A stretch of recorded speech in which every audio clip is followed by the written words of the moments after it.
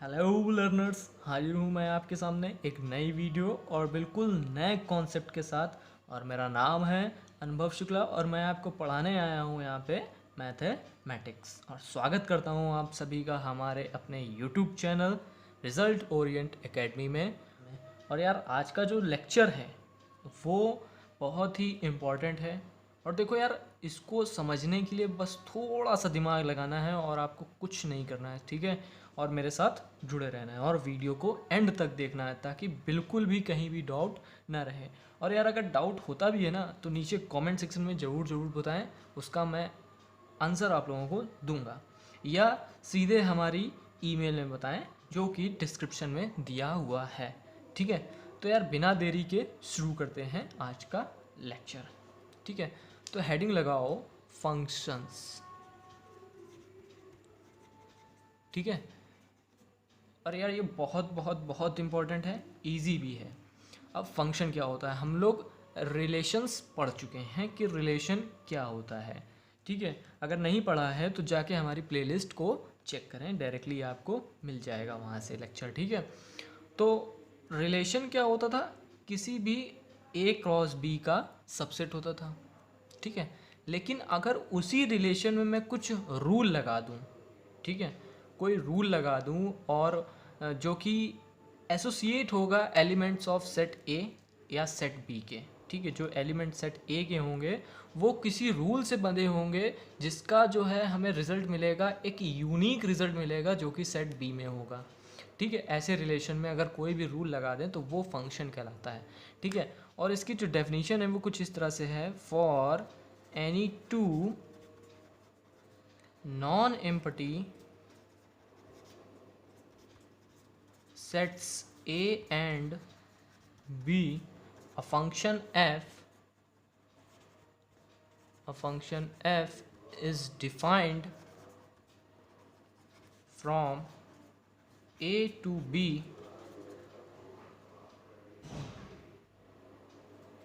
is a rule which associates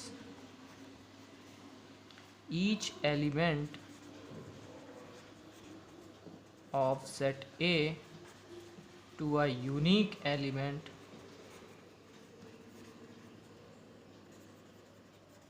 of set B, या इन set B कर लेना यहाँ पे, इन सेट बी, ठीक है। कहने का मतलब ये है, अगर कोई रिलेशन हमने निकाला उसमें कोई रूल लगा दें तो जो एलिमेंट ऑफ ए होंगे वो एसोसिएट होंगे एक यूनिक एलिमेंट जो कि सेट बी में होंगे, उसी को हम लोग फंक्शन बोलते हैं, ठीक है।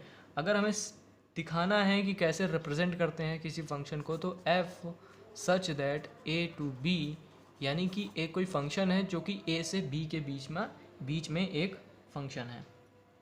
इसको एक और तरीके से करते हैं, ए टू बी और ऊपर एफ लिख दिया, तो ये फंक्शन का रिप्रेजेंटेशन है, ठीक है। इसको कुछ लोग मैपिंग भी बोलते हैं कि हम लोग मैप करने जा रहे हैं कुछ, ठीक है। किसी अगर मैप को दिया जाता है तो वो एक रूल्ड की तरह होता है, ठीक है। और इसी तरह से फंक्शन को भी दूसरा नाम दिया गया मैपिंग, ठीक है। अब कुछ जगह सवाल आता है कि डोमेन, कोडोमेन और रेंज निकालो किसी फंक्शन की। हम लोग से रिलेशन में पढ़ चुके हैं कि रेंज, डोमेन और कोडोमेन क्या होता है। उसी तरह बिल्कुल सेम चीज़ हमें यहाँ अप्लाई करनी है और डोमेन, कोडोमेन और रेंज निकाल लेनी है। वो कैसे करते हैं, जो डोमेन होगी वो हमारा जो होगा एलिमेंट सेट ए के होंगे, ओके। और जो रेंज होगी उसकी जो इमेज बनेगी, जो रूल से हम लोग इमेज निकालेंगे, ठीक है, उसे ही हमारी रेंज हो जाएगी। लेकिन कोडोमेन अभी भी सेट बी ही रहेगा, ठीक है। तो यार इसका जो डेफिनीशन है वो हम आपको डिस्क्रिप्शन में लिंक है, वहाँ से आप लोग डाउनलोड कर सकते हैं। मैं इसकी डेफिनीशन नहीं लिखा रहा हूँ कि ये क्या होता है वो क्या होता है, मैं सीधे अब जा रहे हैं हम लोग समझने एक सवाल की मदद से कि रेंज, डोमेन और कोडोमेन क्या होता है, ठीक है। तो चलो देखते हैं वो सवाल क्या है। सवाल कुछ इस तरह का है, लेट, या सॉरी, अगर मान लो इफ़, अगर सेट ए जो है हमारे पास ए बी और सी है और जो बी सेट है वो है 2, 4, 8 और 16 है। ठीक है, एक कोई फंक्शन बना दिया गया है हमारे पास a to b से, f such that a to b, then find domain, codomain and range.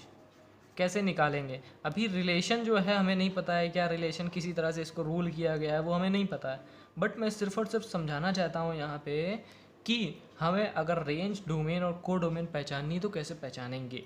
तो इसको हम लोग कुछ इस तरह से बना लेंगे, सेट ए है, ये सेट बी है, और ये कुछ रूल किया गया है एफ से, जिसका नाम है फंक्शन दे दिया गया।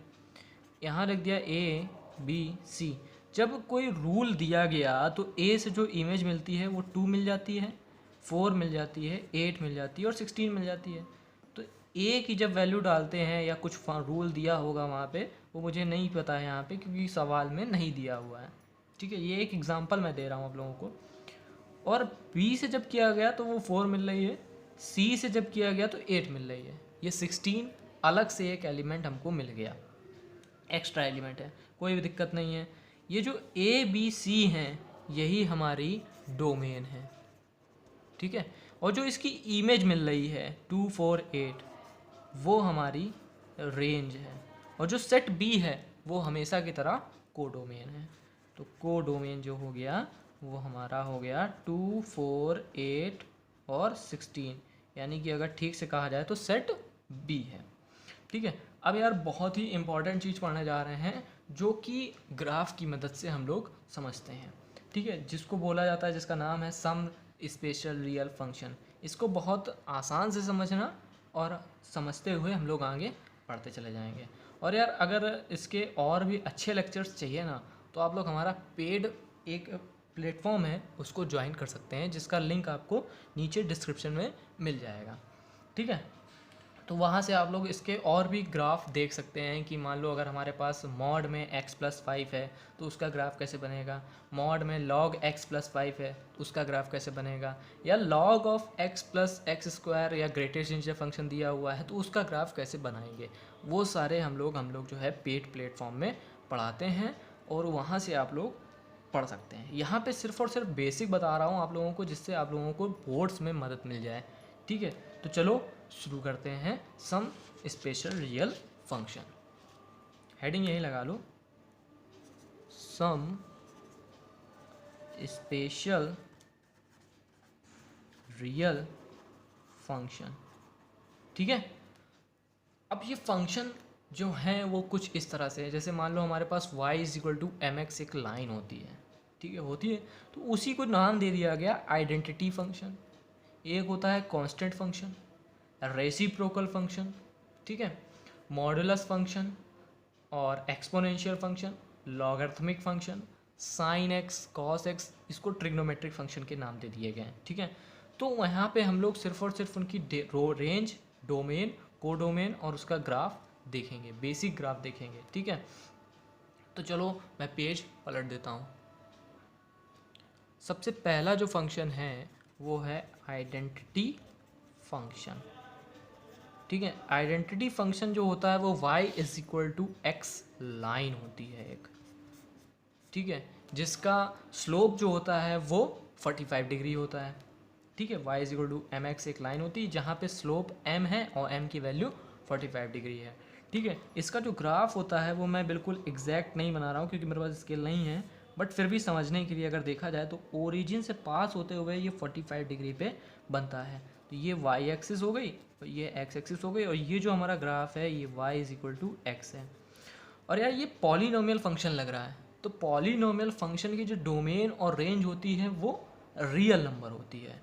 ठीक है, तो इसकी जो डोमेन हो गई वो हो गई r, जो रेंज हो गई वो भी हो गई r, सिंपल। ठीक है, इसी तरह से दूसरा जो सब होता है फंक्शन वो होता है कांस्टेंट फंक्शन। अब कांस्टेंट है यानी कि कांस्टेंट को एक रियल वैल्यू ले लो, जैसे कि 5 ले लिया न्यूमेरिक वैल्यू, 10 ले लिया न्यूमेरिकल वैल्यू।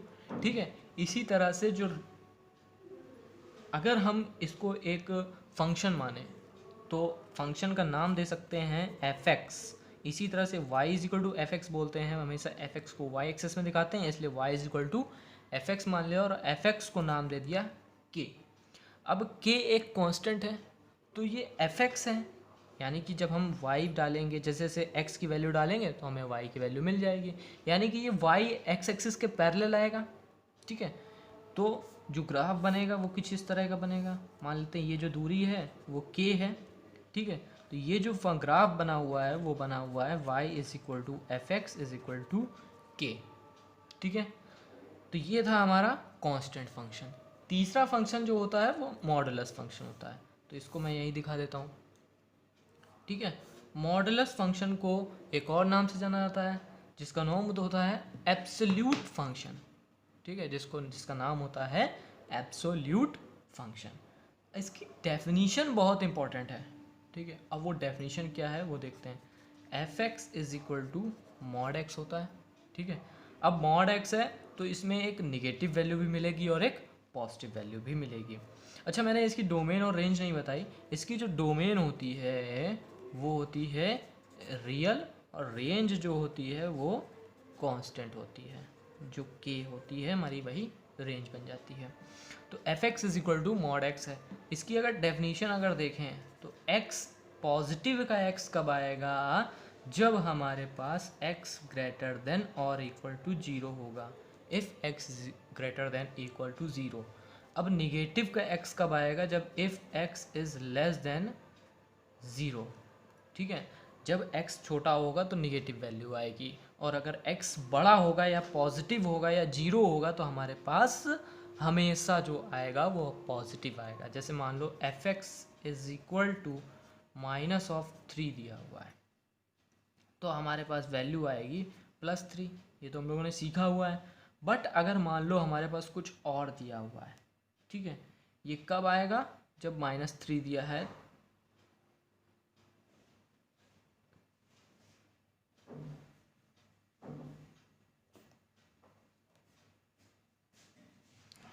मान लो हमारे पास एफ एक्स जो दिया हुआ है वो मॉड के अंदर +3 दिया है तो बाहर +3 आएगा। ठीक है, अब अगर इसका ग्राफ बनाना है हमको तो ग्राफ कैसे बनेगा, ग्राफ देखते हैं। ग्राफ एक तरफ आ रहा है पॉजिटिव, एक तरफ आ रहा है नेगेटिव। पॉजिटिव कब आ रहा है, जब ग्रेटर देन और इक्वल टू 0 है, तो ये f x is equal to positive की लाइन बन गई। निगेटिव कब आएगा, वो इधर बन जाएगा। तो ये हो गया y is equal to f x is equal to mod x का ग्राफ हो गया। ठीक है, ये हो गया ओरिजिन और ये हो गया एक्स एक्सिस और ये हो गई वाई एक्सिस। ये बन गया हमारा मॉडुलस फंक्शन। अब जो चौथा फंक्शन होता है वो एक्सपोनेंशियल फंक्शन बोलते हैं उसको। ठीक है, एक्सपोनेंशियल फंक्शन क्या होता है वो भी देख लेते हैं। Exponential function a⁴x is equal to f x is equal to a⁴x, ये हमारा एक एक्सपोनेंशियल फंक्शन है। अब यार इसके दो केस बनेंगे। एक तो वो जब a बड़ा होगा, यहाँ पे a बराबर 1 नहीं है, a जो है वो 1 से बड़ा होगा या 0 से 1 के बीच में लाई करेगा। ठीक है, 0 से 1 के बीच में लाई करने का मतलब 1/2 होगा, 1/3 होगा, 1/5 होगा, लेकिन 0 से 1 के बीच में लाई करेगा या तो a से 1 से बड़ा होगा, यानी कि 5⁴x होगा या e⁴x होगा, जिसकी e की वैल्यू होती है 2.3 समथिंग होती है। ठीक है, वो बहुत लंबी वैल्यू है, उससे मतलब नहीं है। ठीक है, तो इसके दो केस बनेंगे। जब a ग्रेटर देन 1 होगा, केस 1, जब a जो होगा वो ग्रेटर देन 1 होगा, इस केस में जो इसकी डेफिनीशन होती है वो कुछ इस तरह से होती है। ये ग्रेटर देन 1 तब होगा for x is less than 0। ठीक है, 1 कब होगा, जब x इक्वल्स टू 0 हो जाएगा। किसी की पावर 0 होती है वो 1 होता है। ठीक है, ग्रेटर देन 1 कब होगा, जब x ग्रेटर देन 1 होगा। ठीक है, ये एफ एक्स की डेफिनेशन हो गई। इसका ग्राफ जो होता है वो कुछ इस तरह से बनता है। ये मान लो हमारे पास y इज इक्वल टू 1 है और यहाँ से जो ग्राफ उठेगा वो बिल्कुल यहाँ से उठेगा और यहाँ से चला जाएगा ऐसे। तो ये जो ग्राफ बना है हमारे पास y is equal to a⁴x है, कब? जब a ग्रेटर देन 1 है। इसका दूसरा केस होता है वो जस्ट इसका अपोजिट होता है, जब 0 से 1 के बीच में लाई करेगा तो उसकी डेफिनीशन तो यही रहेगी बट ग्राफ बदल जाएगा। ग्राफ जो होगा वो कुछ इस तरह से बन जाएगा, ठीक है। जो ग्राफ होगा वो कुछ इस तरह से बदल जाएगा। अब हमारा जो फंक्शन होगा वो कुछ यहाँ से आ जाएगा, ठीक है। पूरा ग्राफ ही बदल गया। ये कब है? जब 0 से 1 के बीच में लाई करेगा a। तो ये हमारा जो हो गया एक्सपोनेंशियल फंक्शन। सेम इसी तरह से हमारे दो फंक्शन और होते हैं जिसका नाम है इवन फंक्शन और ऑड फंक्शन। उसके बारे में भी देख लेते हैं। अब ये इवन और ऑड क्या होता है? इवन हम लोग सीख चुके हैं कि जैसे 2, 4, 6, 8, 10 और ऑड फंक्शन 3, 5, 7, 9, 11 ये हमारे ऑड फंक्शन होते हैं। ऑड फंक्शन और भी होते हैं जैसे कि cos x हो गया, ये हमारा एक ऑड फंक्शन है। ये चेक कैसे करते हैं कि इवन है कि ऑड है? अच्छा, अगर इवन फंक्शन हमको ऑड करना चेक करना है तो कैसे करेंगे? एक तरीका तो ये होता है कि जो बुक में होता है, ठीक है। बुक में क्या तरीका होता है कि जहाँ जहाँ x है वहाँ पे -x डालते हैं fx में, और अगर वो fx के बराबर आ जाए, जो हमारा रियल fx है वो फिर से fx के बराबर आ जाए, जब -x डालें हम लोग fx में, तब हमारा जो गिवन फंक्शन होगा वो एक इवन फंक्शन होगा। और इसी का जस्ट अपोजिट, अगर x बराबर -x डाल दें हम लोग fx में अपने रियल में, और वो माइनस ऑफ fx निकल के आता है, तो वो ऑड फंक्शन होता है। जैसे कि x³ एक ऑड फंक्शन है। कैसे? जब x बराबर -x डालेंगे, when x equals to -x, तो -x का क्यूब हमेशा -x आएगा, ठीक है। -x³ फिर से आ जाएगा। तो जो गिवन फंक्शन है वही फिर से माइनस ऑफ fx आ गया, तो ये एक ऑड फंक्शन है, ठीक है। और अगर इवन फंक्शन चेक करना है तो जैसे x² -x डाल के देखो, -x² फिर से आएगा। तो जो फंक्शन है वही फंक्शन आ गया हमारे पास, तो ये हमारा एक इवन फंक्शन है। तो इसके लिए एक हेडिंग लगा लो और इसकी डेफिनेशन लिख लो। Even function, if we put x equals to -x in given function and it results becomes same, then the function known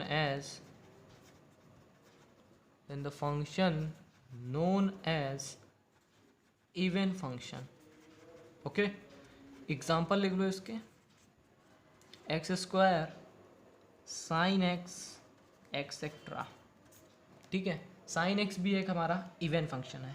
अब ऑड फंक्शन अगर लिखना है तो ऑड फंक्शन की मैं पूरी डेफिनेशन नहीं लिखा रहा हूँ, सिर्फ और सिर्फ इतना चेंज कर देता हूँ कि x अगर हम उसका एग्जाम्पल दे देते हैं, ऑड फंक्शन का एग्जाम्पल जो है वो हो गया x³ और cos x एक्सेट्रा। बाकी सब कुछ सेम है, केवल थोड़ा सा चेंज करना है। If we put x equals to -x in given function and it result becomes negative of the given function, then it is known as odd function, और उसका एग्जांपल हो जाएगा x³ और cos x। इसके graph जो हैं वो हमने अलग से डिस्कस कर रखे हैं, वो हम लोग देखेंगे, ठीक है। अब आप लोगों से मैं विदा लेना चाहूँगा, और अगर यार ये वीडियो पसंद आई हो तो इसको लाइक करें, शेयर करें और हमारे चैनल को सब्सक्राइब करें। और यार अगर आपको कोई भी डाउट होता है तो मैं पहले बता चुका हूँ कि कमेंट सेक्शन में बताएं, या अगर और भी जानने की इच्छा है तो हमारे पेड प्लेटफॉर्म में आप लोग सब्सक्रिप्शन ले सकते हैं। और यार अभी तो सेल चल रहा है, तो उसमें आप लोग बिल्कुल अप्लाई करें, और बहुत ही चीप कॉस्ट में है, ठीक है। तो उसको जल्दी से जल्दी सब्सक्राइब कर लें और देखें उसमें कितना आपको आगे प्रोग्रेस होता है, ठीक है। तब तक के लिए धन्यवाद, मिलते हैं अगले लेक्चर में।